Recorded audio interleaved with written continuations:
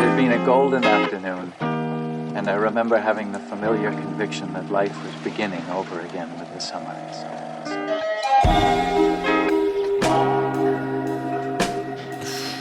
What do these dipshits have to talk about tonight? Should we contextualize? Our brains are cooked.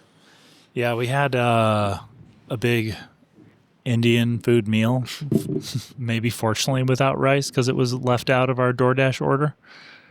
But we had a big dinner, and then we were like, we really need something sweet, so we went to Lola's here in Alex's neighborhood and got gelato and a cookie. And then I ate all that. And I actually feel pretty good. That makes one of us. You're the healthier one of the two. I've been on a pretty rough streak here with work. You're going to be like, Alex, are you awake? And I'll be like, yeah, I'm here. He's not sleeping because of me. He's sleeping because of it's not food. bad. We've been looking forward to this. This is, I like doing this at the end of the week. It's like a treat. Yeah. To kind of kick the weekend off. I agree. Okay, so we have 3 topics that look at us doing our homework. I know. In a way. Kicking around. Well, this one came from showing you something and you pointed something out and it was like, oh, that's interesting. Maybe we should talk about that. Which, so. And then we have another one that's just an interesting concept. Yeah, interesting idea. That I ran across. And then, yeah, just some quotes from this book. So maybe I'll just start reading through these. Sure. It's funny because we've already talked about the other 2. Yep. But we can just work them in. Yeah, we just touched on them and kind of said we should talk about this. I'm going to turn this on. I'm a little cold. A little cold? Chilly. There we go. Oh, yeah, nice and toasty. Let's go. Okay. So this is a book that I've been reading in the sauna. It's my sauna read of the month. So this the book is let's see, let me try to find where I'm. So the book is Finite and Infinite Games. And I don't know where I came across it. Who's it by? Excuse me. I haven't been coughing, and then now I'm like going for it. So it's James Carse. Okay. I think I got that right. Let's make sure. I mean, yeah, you'll definitely be able to find it. It's A Vision of Life is Play and Possibility. It's published in the early 90s, probably, maybe even a little earlier. And so this is talking about societies.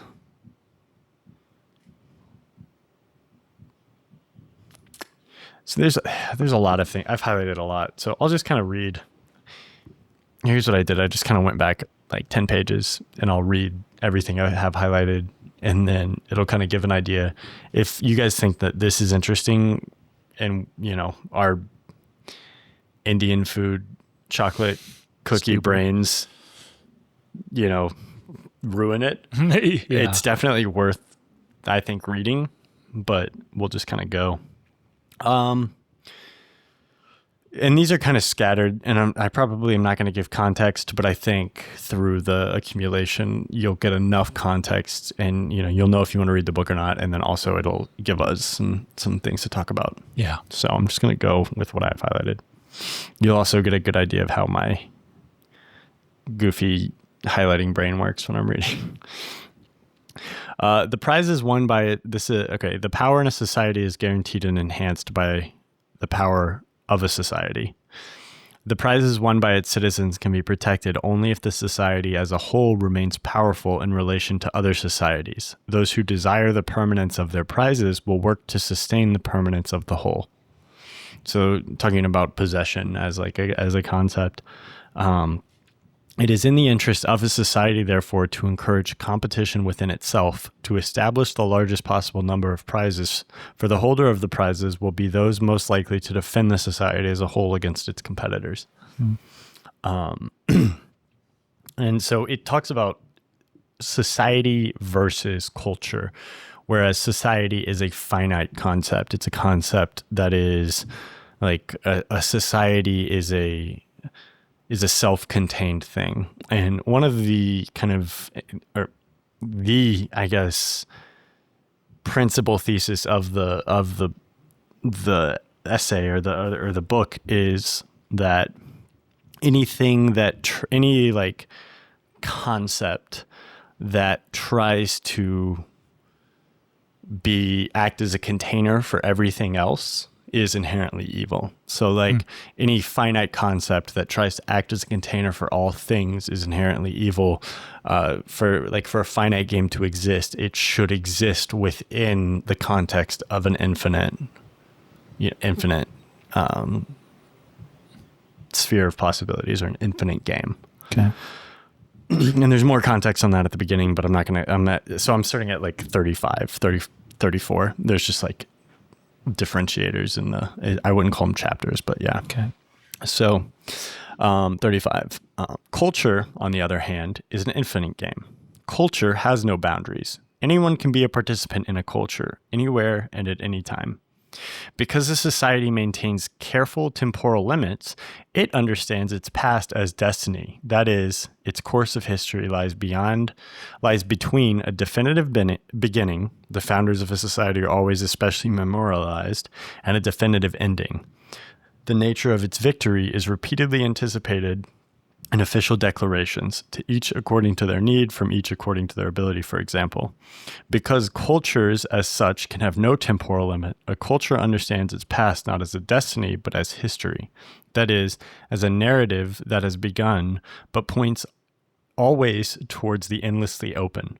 Culture is an enterprise of mortals disdaining to protect themselves against surprise. Living in the strength of their vision, they eschew power and make joyous play of boundaries. Deviancy, however, is the very essence of culture. Whoever merely follows the script, merely repeats the past, is culturally impoverished. Society has all the seriousness of immortal necessity. Culture resounds with the laughter of unexpected possibility. Society is abstract, culture concrete. And then I'm just skipping ahead a little. Whoever is unable to show a correspondence between wealth and the risk undergone to acquire it, or talent spent in its acquisition, will soon face a challenge over entitlement. So this is talking about possession within a society or a culture. What is at stake here for owners is not the amount of property as such, but its ability to draw an audience for whom it will be appropriately emblematic. That is, an audience who will see it just as a compensation for the effort and skill used in acquiring it. After athletic contests in which major titles have been at stake, it is common for the audience to lift the winner to their shoulders, marching them about as if they were helpless, in the sharpest possible contrast to the physical skill and energy they have just displayed. Monarchs and divinities are often borne on ceremonial transports. The very wealthy are driven in carriages or limousines.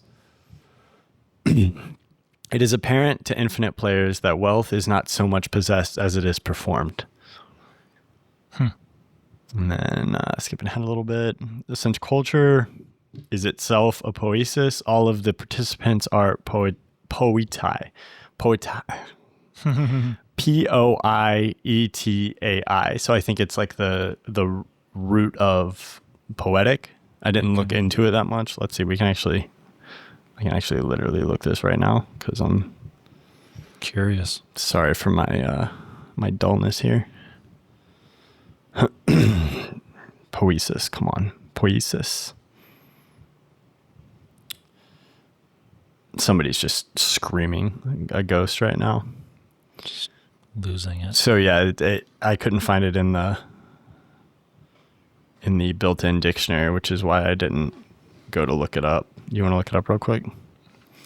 Poiesis. Little ChatGPT. ESIS.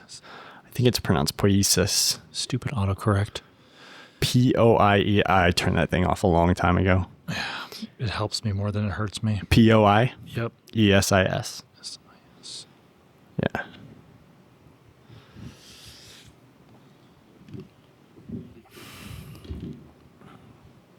poiesis. Poiesis. Is a Greek word meaning to bring something into being that did not exist before. So yeah, like poetic or. It's the root of the English word poetry. Okay, yeah. So that was the assumption I made, but it's nice to verify that.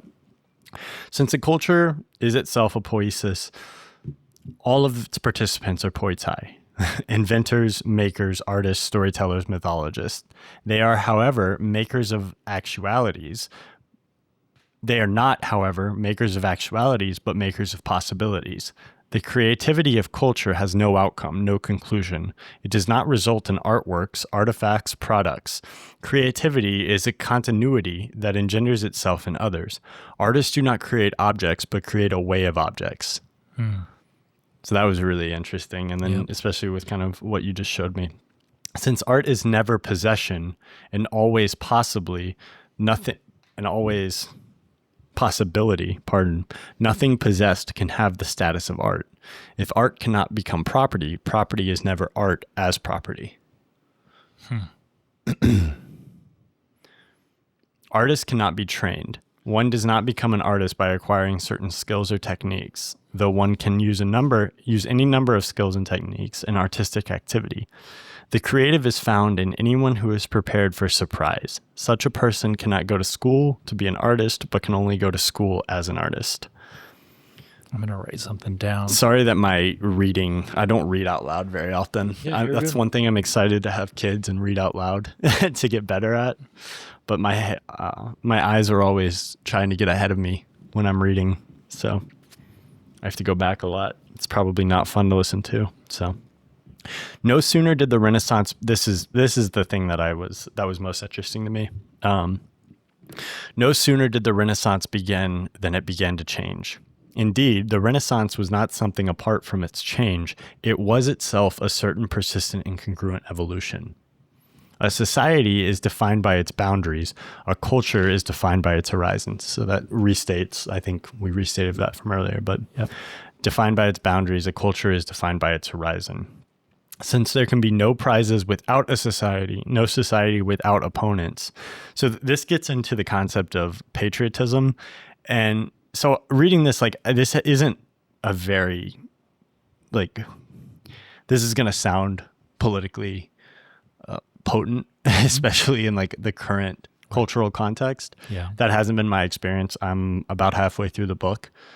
Just so as I'm hyper sensitive to anything that so that hasn't been my experience. Right. Obviously I'm taking really small snippets and reading it. So if that's the initial thing is, oh, this book is not worth reading because I think Matt can attest, I probably wouldn't continue to read it if that was the case. But obviously, I don't know. That might not age well. I haven't finished it yet. So since there can be no prizes without a society, no society without opponents, patriots must create enemies before we can require protection from them. This is another interesting thing too, of the cultural context of this at the current moment is different. Reading this detached, it does just feel like a commentary on the idea of patriotism or a nationalism full as a concept. So before we can require protection from them, patriots can flourish only where boundaries are well-defined, hostile, and dangerous. The spirit of patriotism is therefore characteristically associated with the military or other modes of international conflict. Because patriotism is the desire to contain all other finite games within itself, that is, to embrace all horizons within a single boundary, it is inherently evil. Every moment of an infinite game, therefore, presents a new vision, a new range of possibilities. The Renaissance, like all genuine cultural phenomena, was not an effort to promote one or another vision. It was an effort to find visions that promise still more visions. Who lives horizontally is never somewhere, but always in passage. Any culture that continues to influence our vision continues to grow in the very exercise of that influence. Properly speaking, the Renaissance is not a period, but a people. Moreover, a people without a boundary, and therefore without an enemy. The Renaissance is not against anyone. Whoever is not of the Renaissance cannot go out to oppose it. They will find only an invitation to join the people it is. I think that's a really interesting concept of almost like a litmus test for the authenticity of an idea. Is it opposed? Because if it is in opposition to something directly, then it's not like that. Almost it fails that litmus test of its authenticity as a concept or as something that's seeking a horizon. It fails that finite versus infinite test. That's something I've kind of been thinking about since I read that. A people as a people has nothing to defend. In the same way, a people has nothing and no one to attack. One cannot be free by opposing another. My freedom does not depend on your loss of freedom. On the contrary, since freedom is never freedom from society, but freedom for it, my freedom inherently affirms yours. A people has no enemies. Just as the blowing, and then this is a Hegel quote, and I thought this was great. Just as the blowing of the winds preserves the sea from the foulness which would be the result of a prolonged calm, so also corruption in nations would be the product of a prolonged, let alone perpetual peace. And then infinite players do not rise to meet arms with arms. Instead, they make use of laughter, vision, and surprise to engage the state and put its boundaries back into play. What will undo any boundary is the awareness that it is our vision and not what we are viewing that is limited. That's as far as Say that last one again. Infinite players do not rise to meet arms with arms. Instead, they make use of laughter, vision, and surprise to engage the state and put its boundaries back into play. What will undo any boundary is the awareness that it is our vision and not what we are viewing that is limited. I think that's a really beautiful observation. So, I don't know. Immediate thoughts. We don't have to, Well, the biggest thing is the biggest thing takeaway for me is just thinking, I'm going to get you a copy of this, by the way. Yeah, too. that'd be great. I'm reading it. I was like, I think Matt will enjoy this. And we've talked about this in the past, but it's just that sort of the difference between a very binary way of thinking, rigid. There's borders on either side, right and wrong, black and white. Literally, the all colors in the absence of color. And there's that rigidity to it. And I think in a past episode we talked about things being on a gradient, a spectrum, and that's what I think about with the infinite games. Is these things, don't have these hard rules, binary thinking, right, wrong, black, white. And it doesn't seek to manufacture them. It seeks to just continue to expand and, like you said, push those boundaries and remain in an infinite state. So that is an incredibly smart, elegant, poetic way of articulating for me just that simple idea that often divides a lot of us. Those of us who are rigid, black and white, right and wrong, my way or the highway, all of that. And then other people that are just sort of like, every encounter is just infinite possibility. Yeah. Or they're just sort of like, well, I'm not going to try to define this necessarily. I'm just going to try to have the most awareness I can of what it is. Yeah. The people that I have a lot of conflict with, not that there's a lot, but they tend to be people that, think in very rigid and structured ways. Again, right or wrong, black, white, all that, binary. Without getting into, therapy or anything, something that I, really try to do. Yeah, we've never done therapy on this show. What I really tried to do just in my life after my mind being broken out of rigid thinking through going, imagine that, art school, acting school, was to seek that information, that awareness of myself to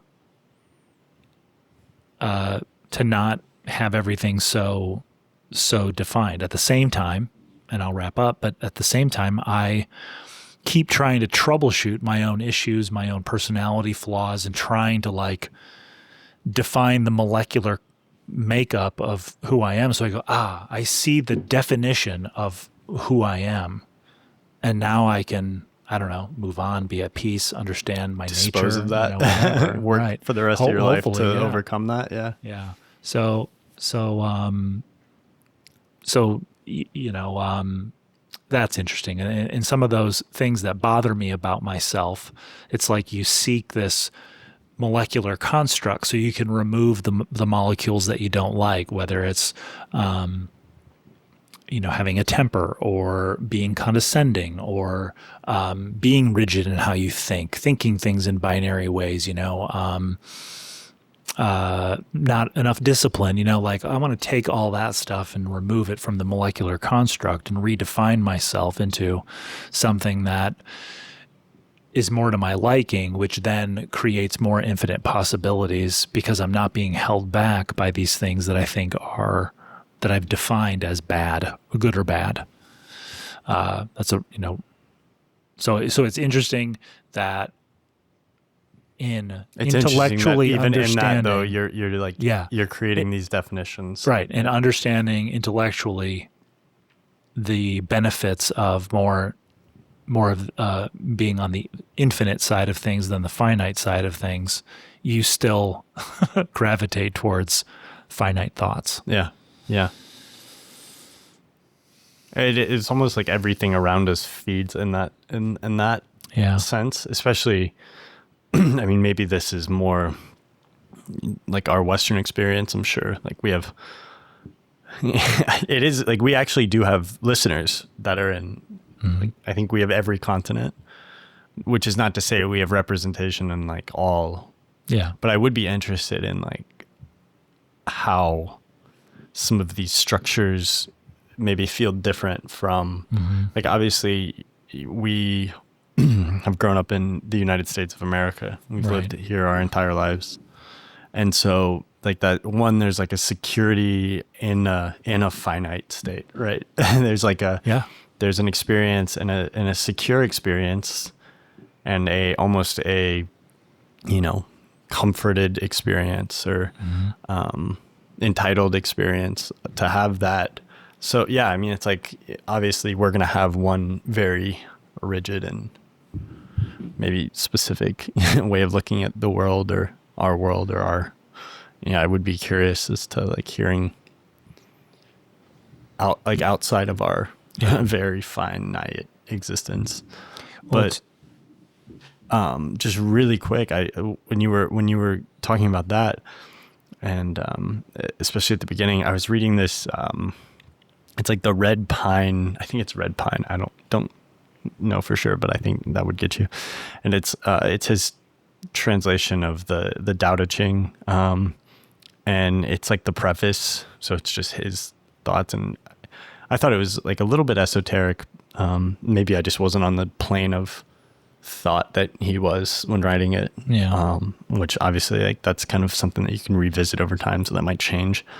But he talked about darkness versus light and like the constant balance of darkness and light, and how like there's this concept of like choose to exist in the darkness, because, and I don't think like darkness is as easily defined as like good or bad as like the natural, like maybe the natural association would lead, but like always exists in the darkness, because then there's always the possibility of light, whereas if you exist in the light, the only possibility is the darkness. Right. I thought that was just an interesting idea, and for some reason when you were kind of going into your thoughts, that it sounded like they're either kind of connected or maybe more connected than. No, yeah. And then,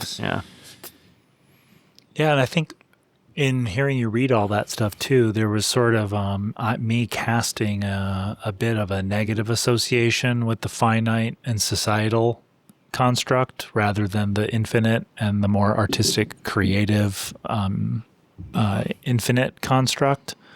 But I'm sort of like applying that meaning to it based on there's one that I prefer over the other. Yeah. But I think to think that there's some sort of utopian construct where the one that you like exists all on its own goes against the very, and that that's a difficult thing to embrace when you're sort of emboldened with a strong sense of purpose to try to achieve some ideal state. Like me, I'm going to eradicate these negative aspects of who I am to reach this sort of like state of not perfection and like transcendence in this world. Transcendence, like sort of this like state of varied flawlessness. Like you're on the opposite side of flawlessness, and it varies in sort of like its intensity, but you're not doing anything wrong. You're not hurting anyone. You're not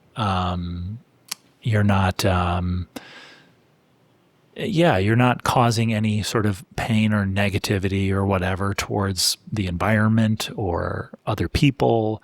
I get anxiety about recycling and throwing stuff out. I saw somebody on a video like drop a wrapper that I was like, like you want everything to have this positivity to it. And then, I mean, that's just, it's sort of just denying the nature of existence and I would say the nature of humanity. And it's like every process has its. But I also think we're kind of in this state, and I don't want to go down this rabbit hole, but we're in this sort of state of like this multi-generational awareness of self-help and personal growth, and with the media and social media and cancel culture and all of these things going around, there's like this pressure to do everything really well. I think about that a lot when I'm out and I hear a parent be like really stern with their kid, and I immediately am like, man, you're a real, like, I don't know if that's the best way to handle this situation. And well, it's funny. Everybody's kind of playing to their idea of that. What did you just call it? It's like not a transcendent, but you said like but everybody has their own conception of that in their reality, right? And so it's like we're all playing to our idea of that, and then expecting other people, like expecting that context to be universal, right? When, like the context itself is inherently non-universal. Absolutely, it's very, very. You can argue down to the micro, the individual perspective or the family. It's the Russian, they're stacking Russian dolls or whatever. Yeah, it's just a completely senseless task. Yeah, senseless. And that doesn't mean that you don't have, some standards of behavior or standards of sort of right and wrong, both in a sort of legalistic way or a moral way, ethical way. But again, to have you just that carefulness that needs to be there to not just be so rigid and harsh about it. So then what that does is it's a tool for creating those enemies. It's, well, we feel this way, and you're either with us or you're against us, and I need to fabricate an enemy to not only increase my stature and my feelings about my point of view, but to turn you into the boogeyman that's going to help me unite everyone else, all that stuff. Well, it's like, I mean, that's like, finite game principle, number one, or I mean, even outside of the metaphor of just that book, that's like the principle of building any kind of coalition or whatever movement. For some reason, that's in our current perception of things. You identify the boogeyman, right? You must have a boogeyman. You have to have, and I think it's so interesting because if you start to put a lot of the things that we put stock into, or quote unquote worship in the world today, if you put it up to that litmus test of are you just trying to create an enemy? A lot of things fail. Yeah. And it's a really good way to maybe reorient yourself to what's important or what is actually meaningful and what is more just manufactured or trying to drive some kind of emotional response. Yeah. But yeah, we can talk more about that. I mean, maybe we even, if you read it and have some thoughts, and I'm only about halfway through it. So, well, when you were reading, I just wanted to touch on this point that I wrote down when you were reading it, talking about finite and infinite games. There was, isn't this pen amazing, by the way? Pretty good. Just like the best pen. There was, I watched a documentary about like art and like art culture and, excuse me, the both sides of the spectrum, which is, the artist and making the work, and then the art collector in a sense, owning it and possessing it. And the documentary really touched on the art being, shared with the public, and it's in a place where the public can access it and see it and experience it and experience it, versus someone who's wealthy who has purchased that art and it's kept in a vault somewhere, away from light, away from the public, and the sort of injustice of that to a certain extent. And when you were talking about that, that was to me, felt like a representation of at least my interpretation initially of that concept. I think there's even a quote in here where it's like, when we put art into a museum, you're not protecting the art from the public, but you're protecting the public from the art. Yeah. And it talks about like when an art form or any kind of culture becomes powerful enough, and I just want to tread very lightly on that because again of cultural context, but when it becomes powerful enough to disrupt like a more systemic finite game, then it has to be almost corrupted internally, or like it almost has to be think of dilution, like it has to be governed or whatever. Right. Managed, governed, castrated, gate kept, you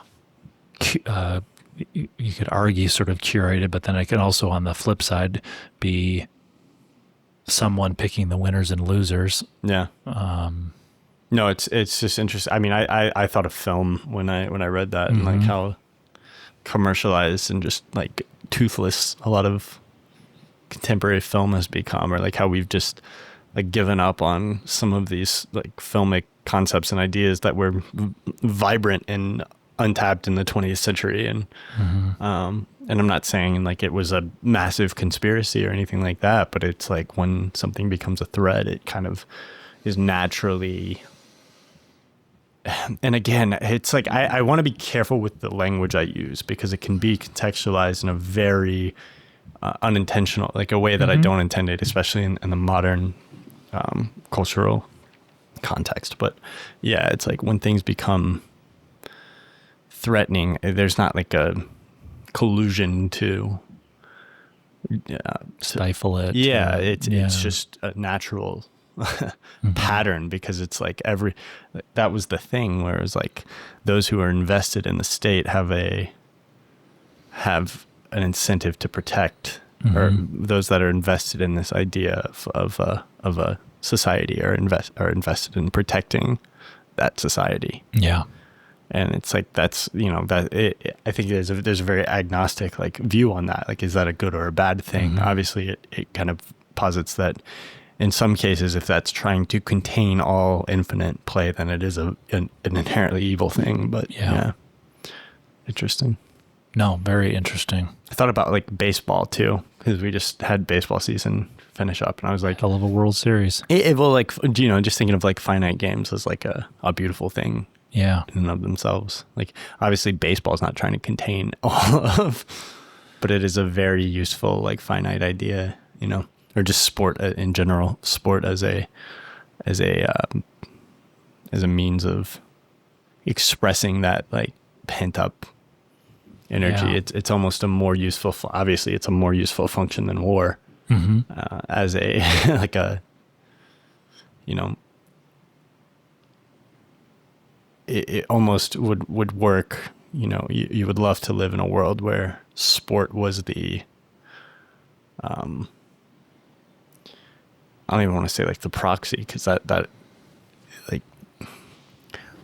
kind of implies that war is still exists, but like sport as the, like, replacement, or I don't know. My brain is at like 50% right now. No, My words yeah. aren't working, but yeah.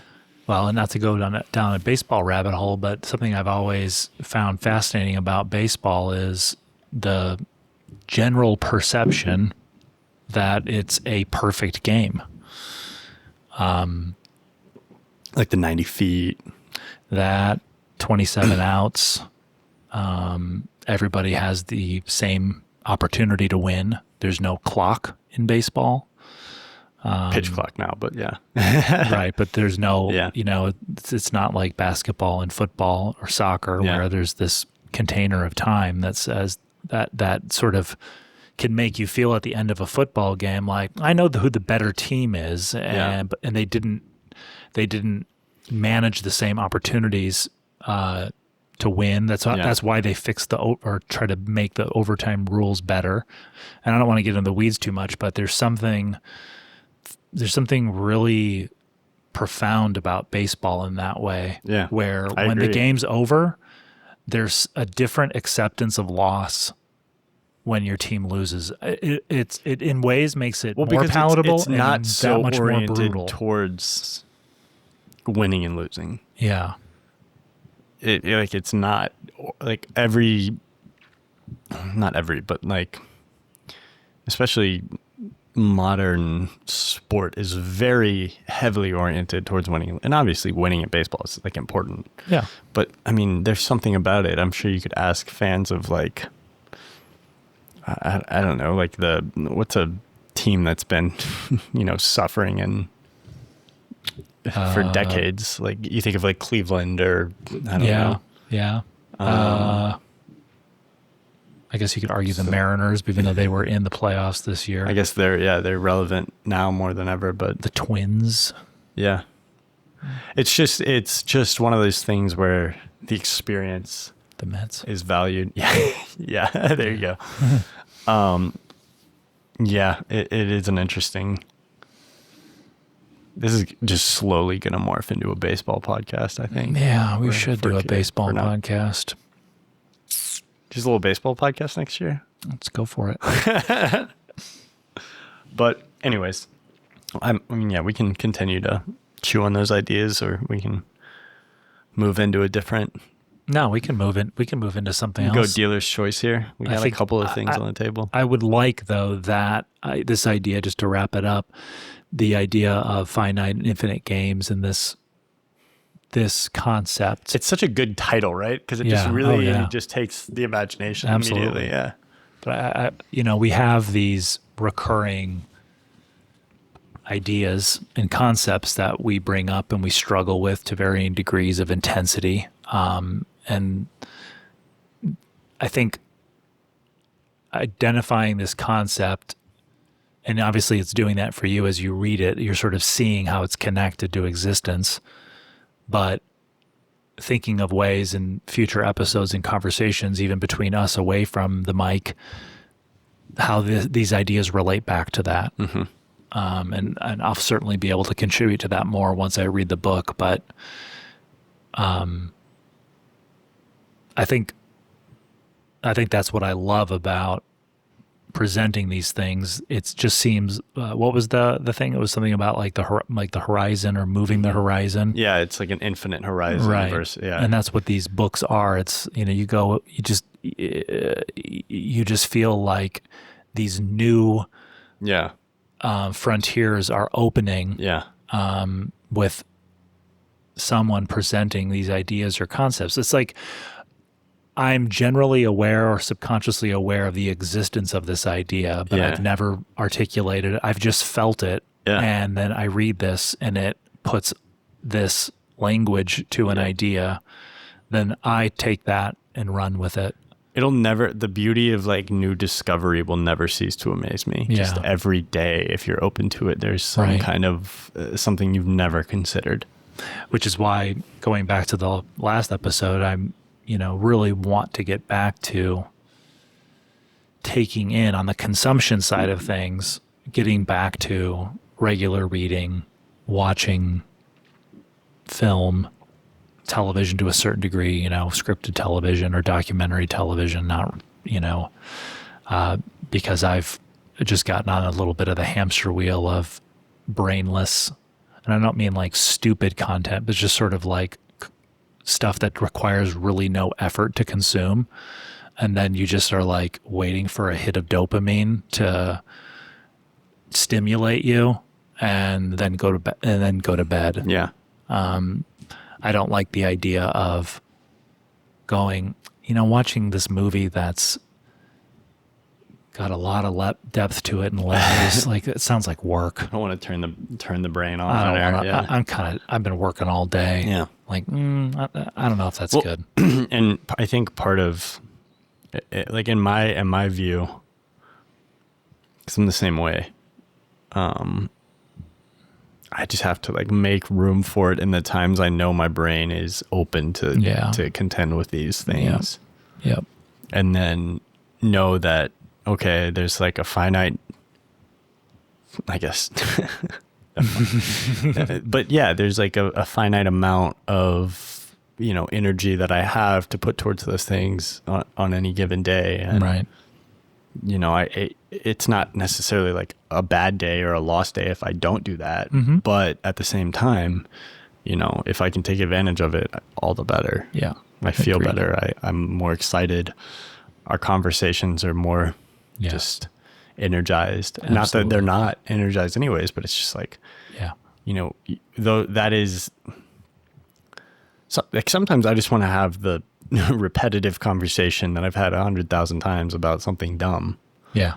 But then sometimes, you just want to have a vibrant Well, you want the conversation, exchange of ideas and you want that conversation to open new frontiers, right? Sharing perspectives, or have you thought about it this way? Or, well, what about this? Challenging an idea. especially with the people, like there's certain people in your life who you do have a special relationship with, and it's like that's where you want to be able to give that. Yeah. Absolutely. So we have two other things that we can touch on. What do we dealer's choice here? Oh, I'm the dealer. Yeah. What was the one that wasn't mine? The time, like passing our language and images over time. Oh, yeah. Just an interesting kind of thought experiment. Yeah. Maybe we go to that last, because that's more of just like just a quick little like, here's something to think about. Yeah, and chew on this. Yeah, chew And on then this. Yeah. Maybe it'll. Yeah. Also, it's my favorite expression now. Chew on this. Well, just like let's chew on that, or like let's chew on the that. fat. Like I was on a plane a couple of weeks ago, and I had a conversation. One of those where you sit next to somebody and you end up talking for the entire flight. I've had a couple of those. And I don't even know if I like that, but it's happened a couple of times, and usually it's always a pleasant experience. The people are insanely nice, and just like it's usually a pretty short flight, so it's not that bad. Yep. For my just insane introversion. Right. But no, I mean, it's like a really pleasant experience, and you're really, I also feel like there's a synchronicity to it. Like if that happens, if somebody engages you and you have a conversation and there's no exchange, there's no expectation, or like I'm trying to take something. So there's like a purity to it in that sense. And, but anyways, it was pleasant. It was a pleasant conversation. It lasted the whole flight. I will say about your introversion, I am always caught off guard with it, because whenever I see you, you are like completely extroverted when it's just us. Yeah. You are excited, chopping it up, talking, sharing ideas. Like you are just. Are you saying like I don't have introversion, or no? From my perspective, when the bulk of our time is spent alone. Like one-on-one, yeah. Yeah, or Audrey's around, very, very, very small circle. I only feel like I get extroverted Alex. So whenever we go out with other people, and especially if you don't know them well, I'm like caught off guard that you're so introverted. I'm like, where's Alex? Yeah. And I don't think about that every time. Yeah, but that's funny. It completely throws me off because I'm like, it's not like a negative thing. Yeah. But I'm like, where's Alex? You know what I mean? Yeah. I don't know how to manage it sometimes because it's so foreign to me. That's funny.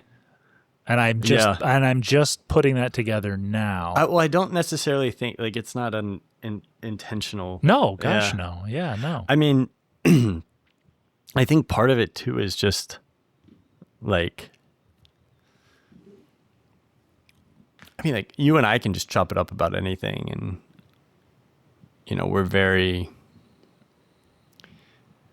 So for example, like somebody came over the other day and was just hanging out, and like at the like, there's somebody there who like I have more of a relationship like you and I have, and they were there, and it was just kind of like, by the end of that, I was like, kind of doing like a postmortem on this situation. I was just like, and literally they were leaving. I was like, oh, I'm sorry. Like I just dominated the whole. Yeah. Like, I apologize. Like that was rude of me. Like I wasn't providing like,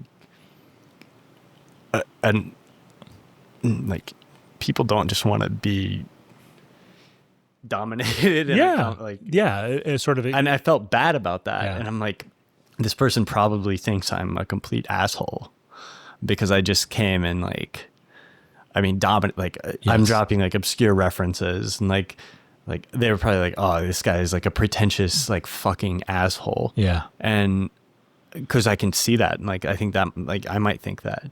Yeah. And they don't know, like, you're like, oh, that's just Alex. And like, there's not really, like, there's not, like, I think I'm speaking for myself, and obviously I'm not a very good, I'm not a very good source because I might, there might be a motivation for me to like hide something, but like you obviously have had plenty of interactions with me. You kind of know who I am. Yep. It's like, that's just kind of how I am. Yeah. Like I'm sure even the podcast audience to an extent, I'm sure knows, like, I think I'm more myself on this show than I probably am in those situations in public where I am more introverted. Yeah. From time to time, I'm sure I go in and out, but I always feel like it's a combination of introversion. When there's people that you know, but you don't know them very well, you're sort of, I don't want to say guarded, but you're just not as open to being out there. Part of it is just, I don't want to like be offensive in the way that like, oh, this is a lot more than what this person wants to deal with at this time. And then I always feel too that you have sort of like a really strong bullshit meter. And that doesn't mean that the people that we spend time with, have any kind of like inauthenticity or fakeness or whatever. But I feel like you get squirrely sometimes around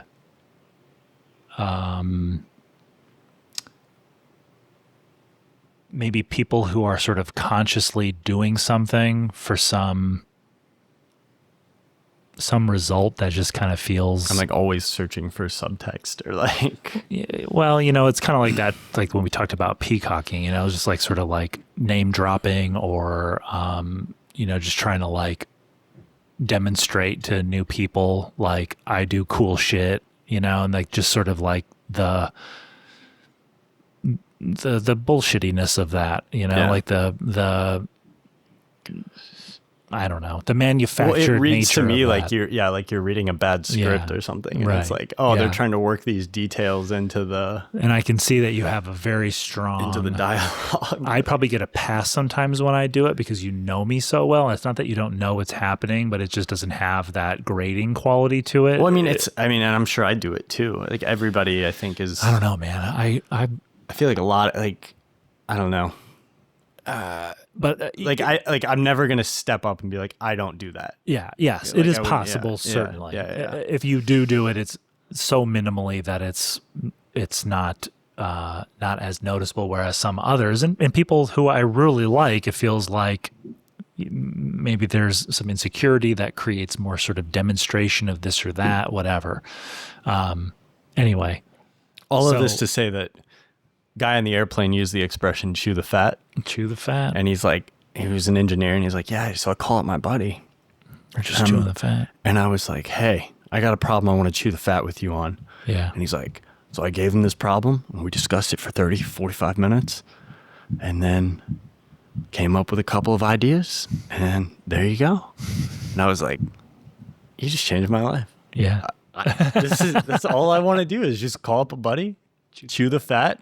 It was just so playful, like, here's an idea, and there's no, again, it's not like a fixed outcome. Yeah. There's infinite array of potential solutions to this problem. Yeah. So he calls his buddy, and they chew the fat, Yeah. which is just like it captures it in a very just, it's just a goofy use of language where you're like, yep. Yeah.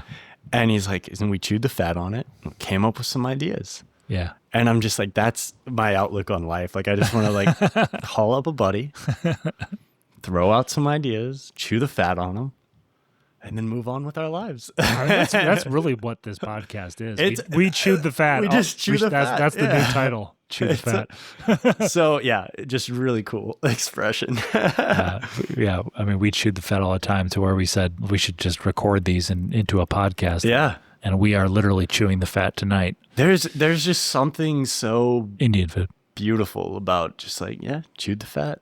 Yeah. Yeah. Something about that's, Just yeah. Like even, yeah, just the idea of, yeah, when you chew the fat, like you're just on the edges. You're just kind of playing with it. There's no, I don't know. I've thought about this. I've actually thought about this conversation 100 times since I had it. And it was just like, it was a very good conversation. And the guy was amazing. And we talked about like parenthood, and obviously I'm not a parent, but he was just like, You have a fur baby. he was, but he was like, hey, like, I was like, oh, like what's it like? He just retired, his kids went off, and he kind of reminded me of my grandfather who passed pretty recently. Like just the same kind of outfit, similar vibe, similar like clear patriarch of the family, but in like a very, not like in an aggressive way or like in a Hyper masculine. yeah, in a hyper masculine way, exactly. And I don't know.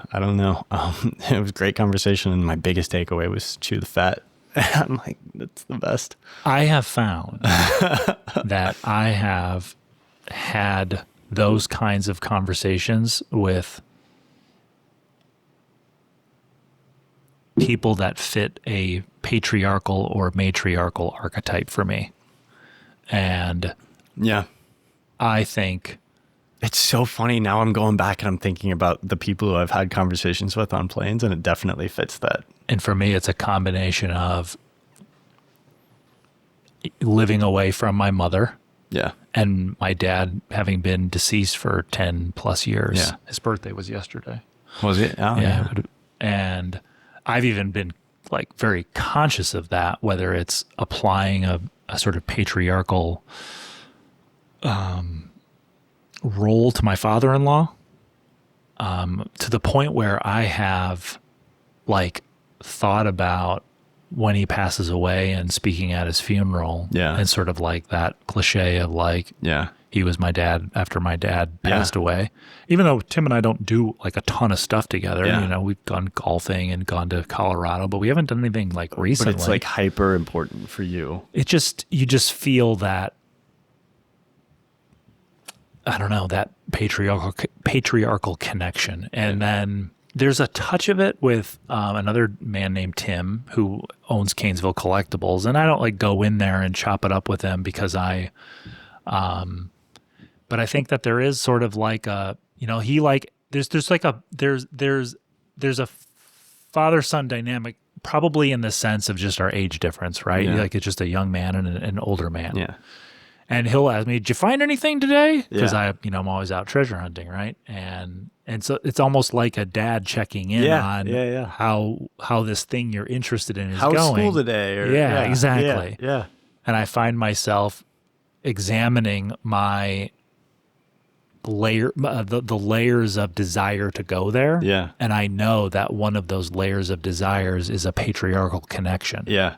Even though I love don't that. ever sit there and go, I'm going to go to Canesville today so I can talk to dad. Yeah. You know what I mean? No, but there's for sure. there's a vibe of that to it in Yeah. a very small way. I think there's like, I know I talked about like the synchronicity of it, but I think there's even like a synchronicity in that way where it's like almost, there's just like some kind of magnetic pull towards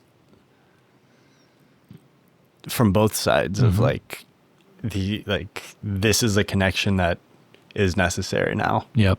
And then, it's presented. Oh, another unrelated thing. I'm not trying to just change the subject, but I just want to start noting these because I think they're cool. A little moment of synchronicity. Audrey and I were running the other day and we're listening to this podcast and,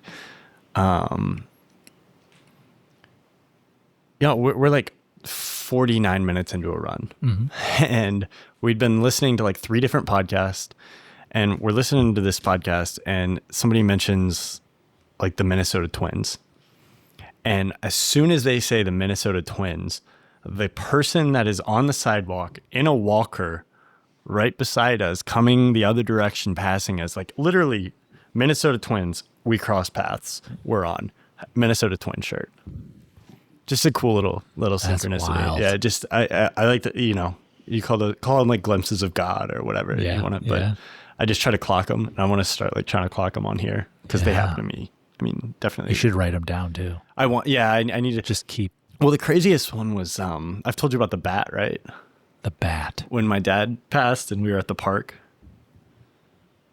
I think so. So this was crazy. So I don't want to get into I this think too much, but we're at the park, and it was like when my dad this was before he'd passed, I think. Or maybe it was after, but it was like a time where I was really like just in a rough spot, and I'm just like trying to process. Yeah. Like, we just go to the park, and I'm like, okay, we're gonna walk around, and I was just one of those very empty days where I just like didn't have anything. Like there's no horizon, there's no nothing. It's just like an empty day.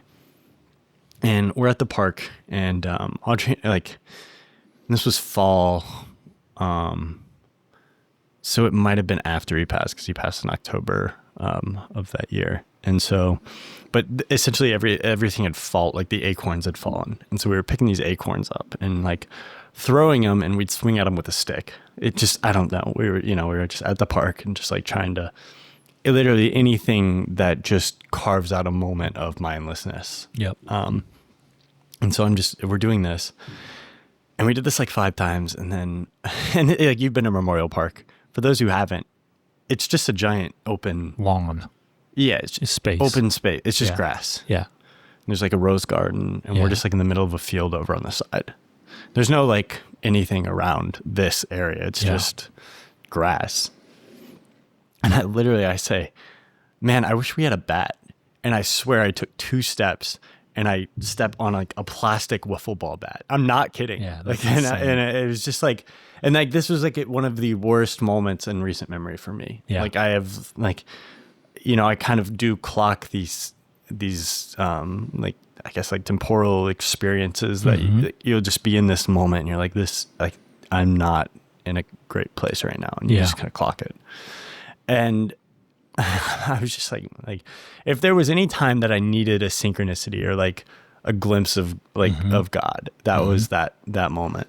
And man, I wish we had a bat right now. And then there's a bat. Like, do you know what the odds of that happening are? Like, crazy. And we still have the bat somewhere, I think. Yeah. So just little moments like that. And I've tons more examples, but I have a lot of like a flash of a person that I think I'm gonna see, and then you'll see them, but it's like unlikely. There's like it's not like they live in New York or something, and like why would I see them here in Omaha? But it's like yeah, it's just someone I just pops into my head, and then I see him. And there was like one person, I wish I would have wrote this down or kept it, but it like happened like 2 or 3 times or something, and I was like, this is crazy. Oh, it was Alexander Payne. Oh yeah. I went to the post. I go to the post office. This is, I don't know, 2 years ago. I kind of spoiled it here. I go to the post office. I get out of my truck and I just have this flash of a thought. Man, it'd be wild if I saw Alexander Payne here. Now, for those of you who don't know, Matt goes to the post office every day too. Like this now is I do, but back then I wasn't. Gotcha. But for those who don't know, Alexander Payne, Academy Award-winning screenwriter, big director.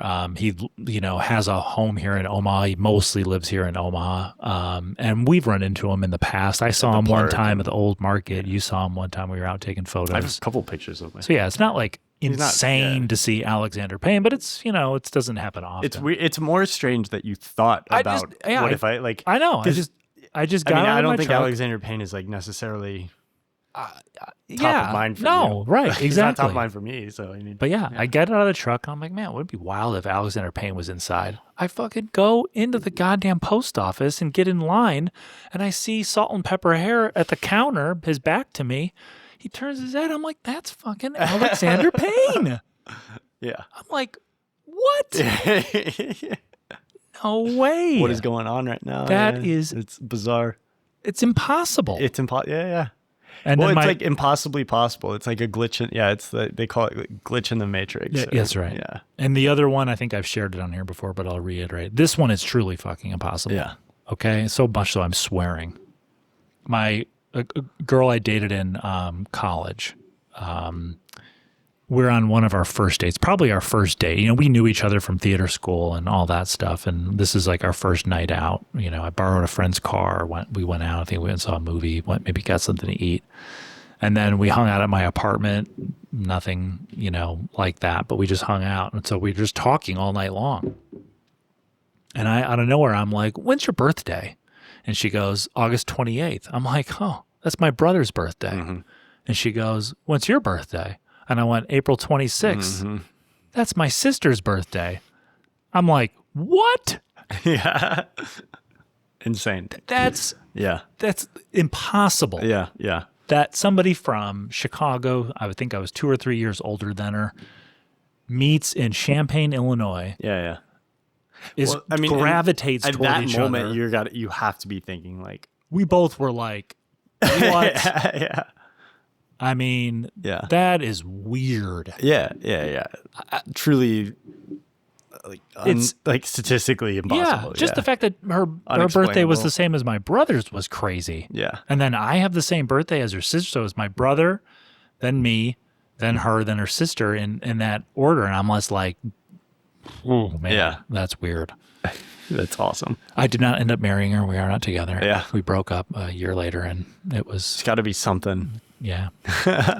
Something. You have to go mine that experience again. There's something there. I mean, and we've had conversations about a lot of that stuff, but I have had lots of what I call, you call it synchronicity. I've also had lots of like little premonitions. Yeah.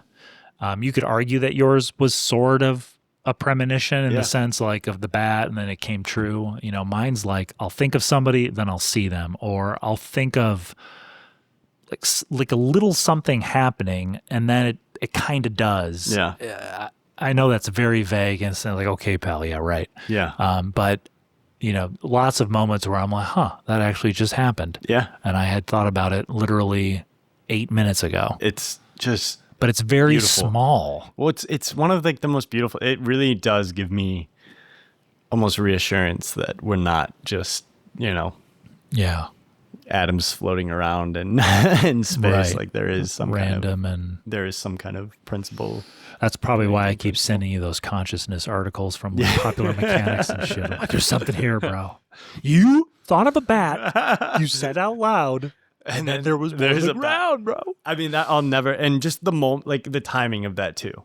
Like it was literally at my lowest point. Yeah. And it's like, if there's any moment where I need like a brief glimpse of God. Yeah. In like the most, and I mean that in like the most earnest way. Like if there's any, like, that's the moment. Yeah. And it happened. And it's just like, after that, I literally just emptied. Yeah. Like I was like, okay, like it's fine. Yep.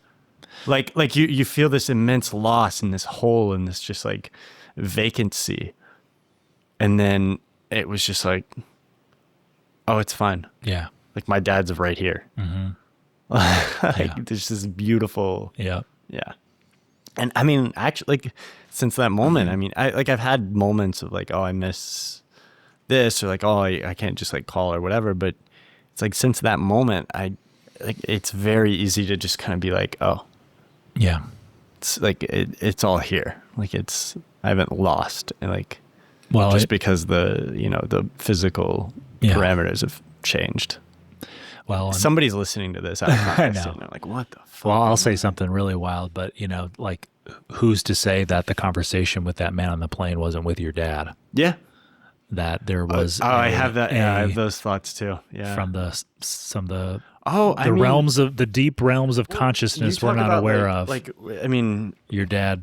That's something I think I absolutely believe in. And like with writing, like most of the time when I'm writing, and I'll read you something after when we get done that I dug up that I wrote like 5 years ago that I just found recently. And I mean, I think we constantly, if you're writing and it's from a place of something that's outside of your like conscious ego, like I think you're channeling. We just said it at the same time. Yeah, we just channeled.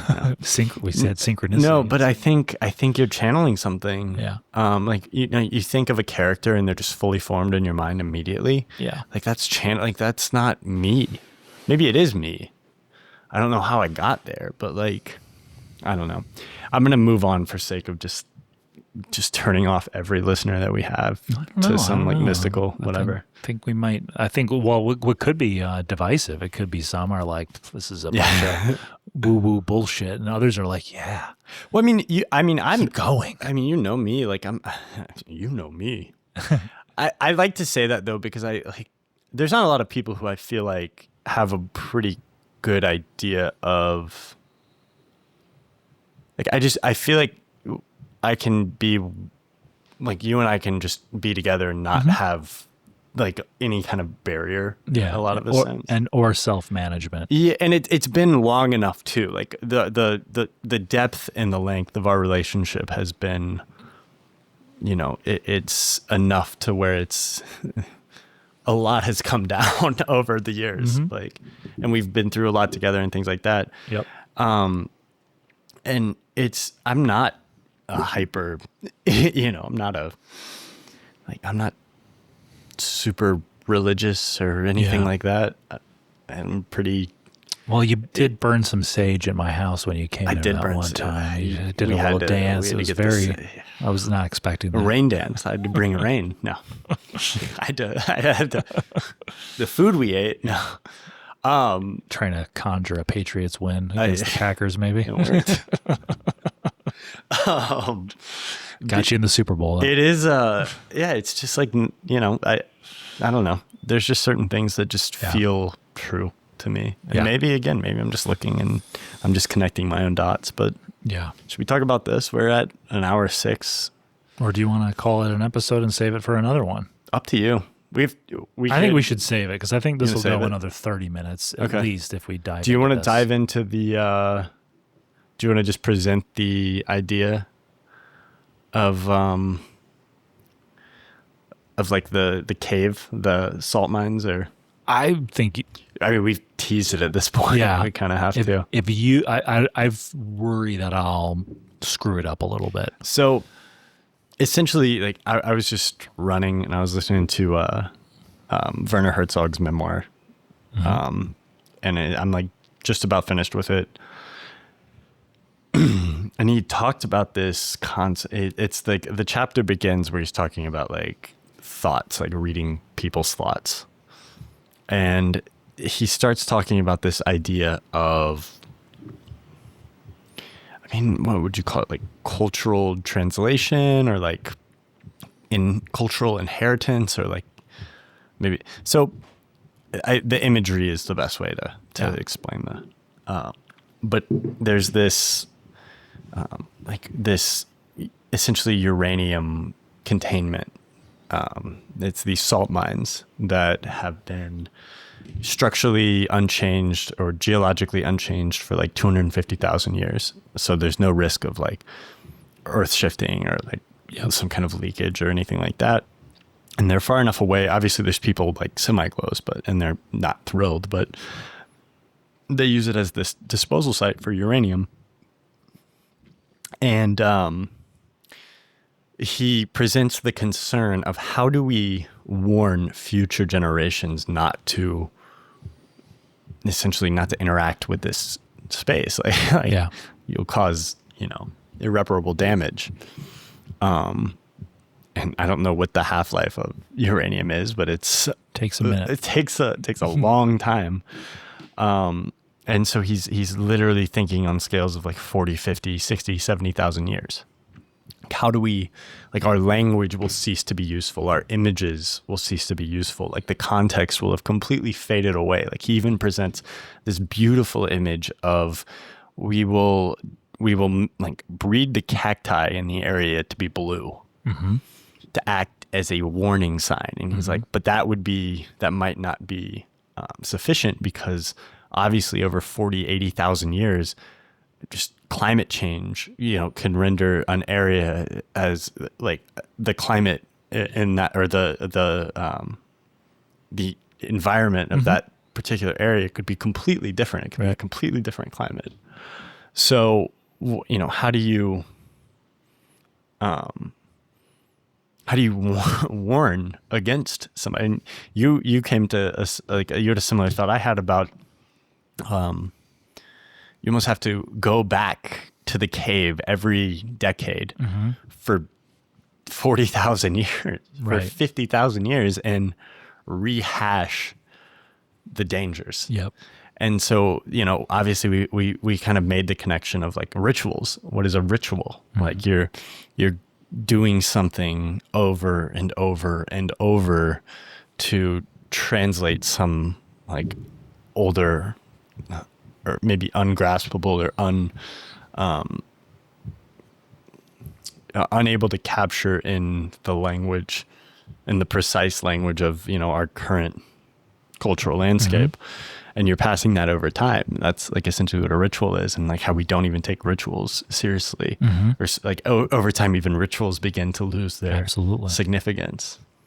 And so I don't know if I did as good a job of presenting it that second time as I did the first time, but just this idea of, like our language ceasing to be useful, our images ceasing to be useful. And you use this, like, there's this Aboriginal tribe where they took posters from like 50s, I forget where. Advertising, or was it? It was like essentially advertising. I'm not sure what it wasn't. I'll have to revisit, but I mean, essentially for lack of a better, it was advertising, and it was an eye. It was like a danger, like don't get this in your eye. Yeah.